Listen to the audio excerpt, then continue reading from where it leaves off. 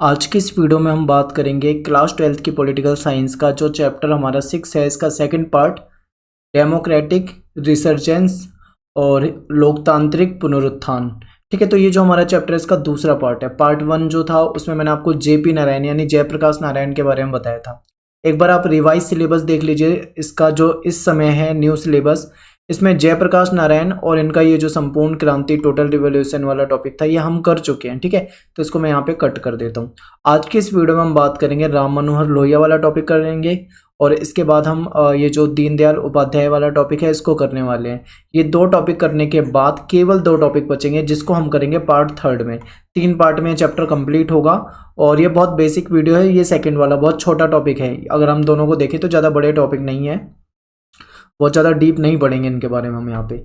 चलिए शुरू करते हैं वीडियो को। सबसे पहले बात करते हैं राम मनोहर लोहिया।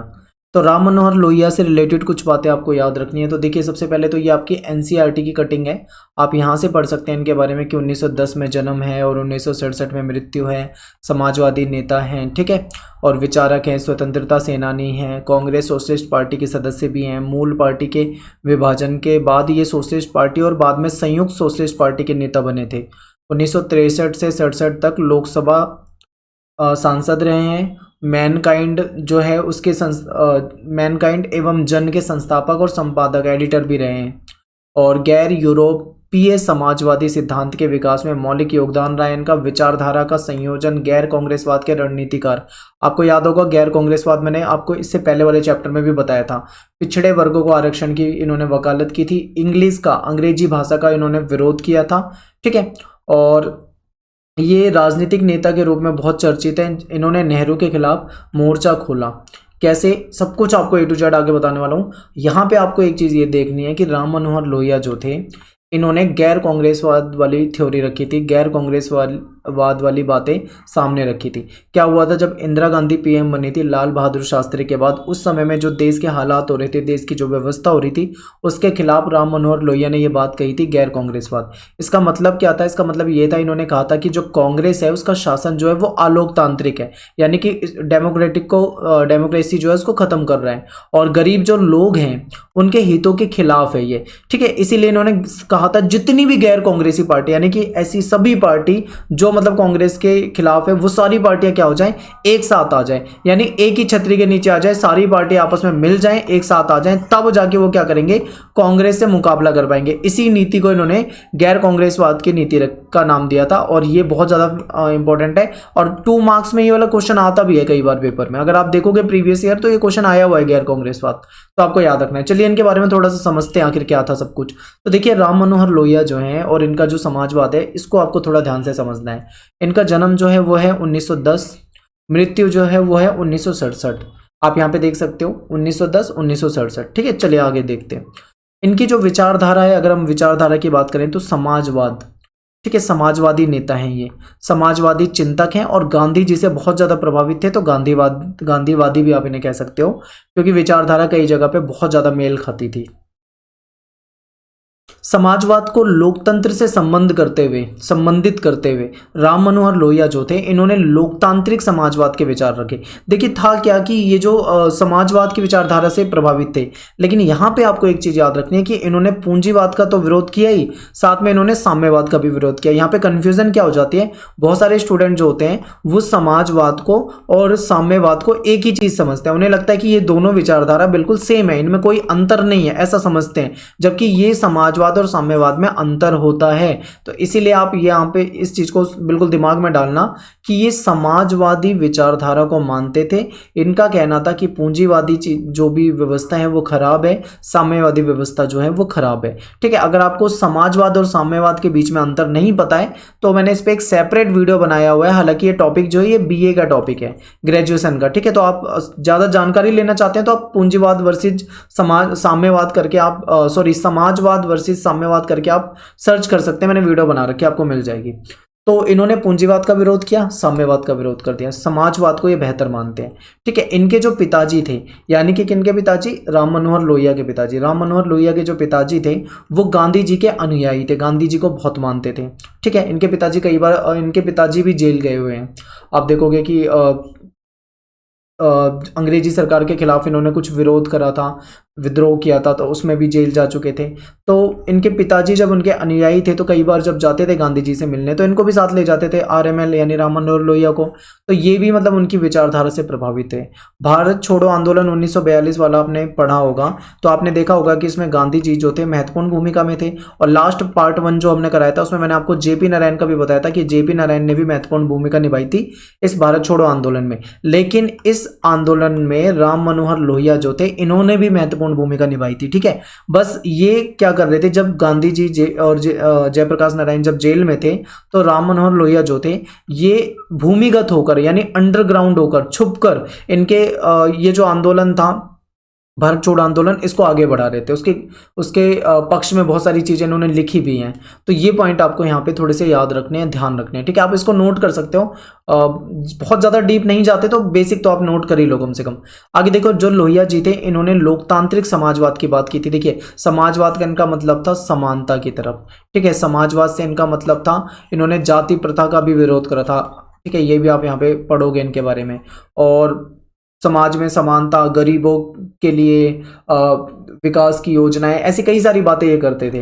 तो आपको पता लगेगा कि कहीं ना कहीं गांधी जी की विचारधारा और इनकी विचारधारा भी बहुत जगह पे बिल्कुल सेम आपको मिलेगी।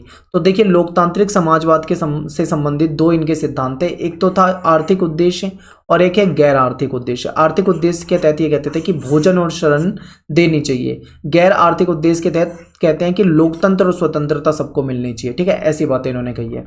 तो ये जो कंटेंट है ये आपके जो सीबीएसई ने प्रोवाइड कराया आपको रेफरेंस मटेरियल, उसके अंदर आपको मिल जाएगा। मैंने वहाँ से लगभग वैसा ही लिया है। ठीक है, कुछ एक्स्ट्रा पॉइंट लिए हैं जो कि आपको वहाँ नहीं मिलेंगे, तो आप यहाँ से नोट कर सकते हो उसको। ये जो राम मनोहर लोहिया थे ये 4 महत्वपूर्ण स्तंभों की बात करते थे। ठीक है, 4 पिलर की बात करते थे। तो वो 4 महत्वपूर्ण स्तंभ कौन से? तो देखो, राजनीति तथा समाजवाद के 4 महत्वपूर्ण स्तंभ इन्होंने बताए जो कि एक दूसरे से संबंधित हैं। ठीक है, वो 4 स्तंभ आपको यहाँ पे याद करने हैं। एक तो केंद्र, उसके बाद क्षेत्र, ठीक है, उसके बाद जिला और उसके बाद ग्राम। तो ये चारों जो हैं इनके तहत था, इनके महत्वपूर्ण 4 स्तंभों में से थे। तो आप ये सीधा सीधा आप याद कर सकते हो तो ठीक है, वरना आपका जो सबसे इंपॉर्टेंट मैं रियली बताऊं, सबसे ज़्यादा इंपॉर्टेंट जो है वो आपका जेपी नारायण वाला है। वो वाला आप टॉपिक बिल्कुल अच्छे तरीके से याद रखना, क्योंकि क्वेश्चन जो आता है इस चैप्टर से इमरजेंसी से ही पूछा जाएगा पूरे चांस है, और या फिर जेपी नारायण से। बाकी आप इनको भी अच्छे से पढ़ो, याद करो ये, ठीक है, समझो इसे। तो ये तो हो जाएगा हमारा क्या था, ये राम मनोहर लोहिया वाला टॉपिक। इसके बाद बात करेंगे हम पंडित दीनदयाल उपाध्याय और इनका जो एकात्म मानववाद था इसके बारे में समझते हैं। ठीक है, तो ये आपके सिलेबस में अभी ऐड हुआ है।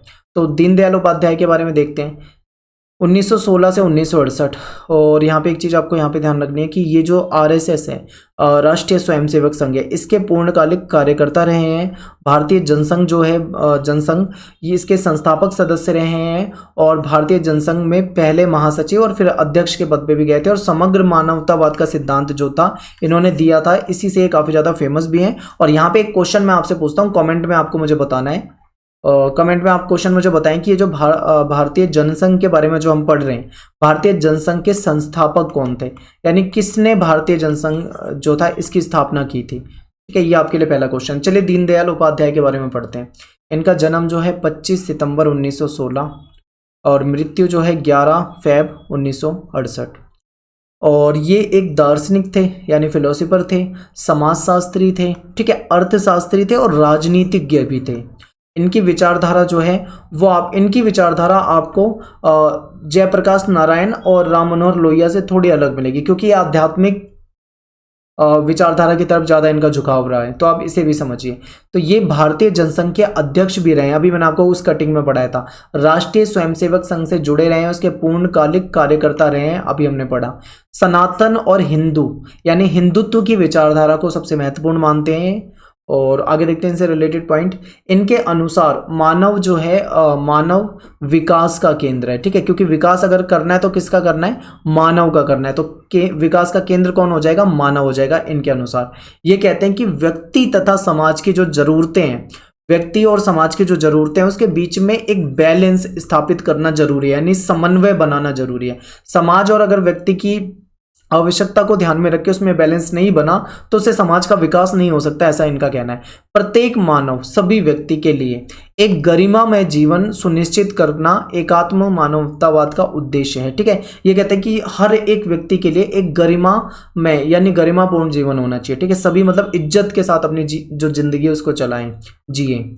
एकात्म मानववाद के अनुसार प्राकृतिक संसाधनों का उचित उपयोग किया जाना चाहिए। जो प्राकृतिक संसाधन जो मिले हुए हैं उसका भी सही उपयोग करना चाहिए ताकि इनको दोबारा से भी इस्तेमाल किया जा सके, पुनः प्राप्त किया जा सके।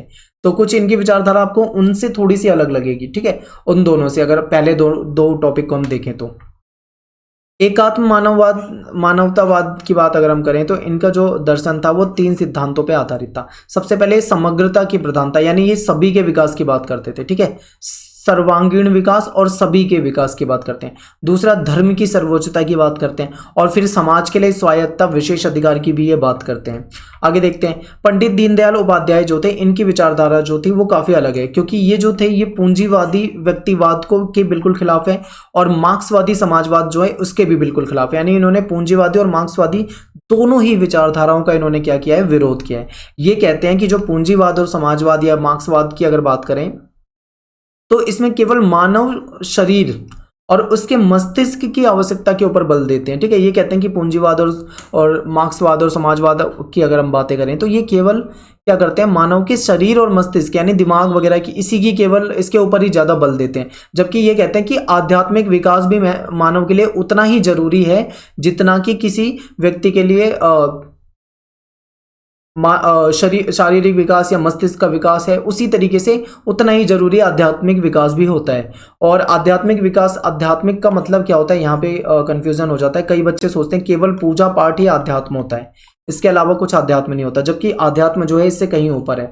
आत्मा, परमात्मा, ये सारी बातें आध्यात्म के तहत आ जाती है। और ये जो हम भौतिक वादी जीवन के पीछे भागते हैं, यानी कि हम ऐसा जीवन चाहते हैं, हम सभी कैसा जीवन चाहते हैं, एक लग्जरी लाइफ जीना चाहते हैं। यानी हमारे पास बहुत बड़ा घर हो, गाड़ी हो, पैसा हो, ठीक है, हमारे पास संसाधन हो, हम ऐसी मतलब सुख सुविधाओं के पीछे भागते हैं जो कि भौतिकवाद की तरफ जाता है। लेकिन ये इस चीज को बेकार मानते हैं, कहते हैं आध्यात्मिक विकास होना चाहिए। आध्यात्मिक विकास का मतलब है जब इंसान इस मोह माया और इस भौतिकतावादी की दुनिया से दूर हो जाए। ठीक है, सुखी तभी इंसान रह सकता है जब इन सब चीजों से दूर हो जाए। इसीलिए आध्यात्मिक विकास को महत्वपूर्ण इन्होंने माना है।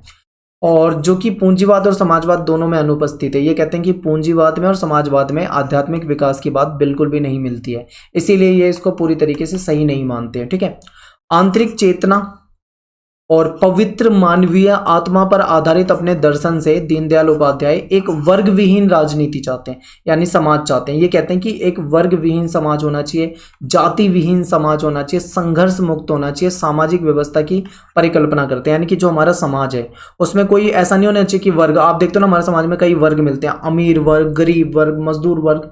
ठीक है, इस तरीके की ये चीजें नहीं पसंद करते।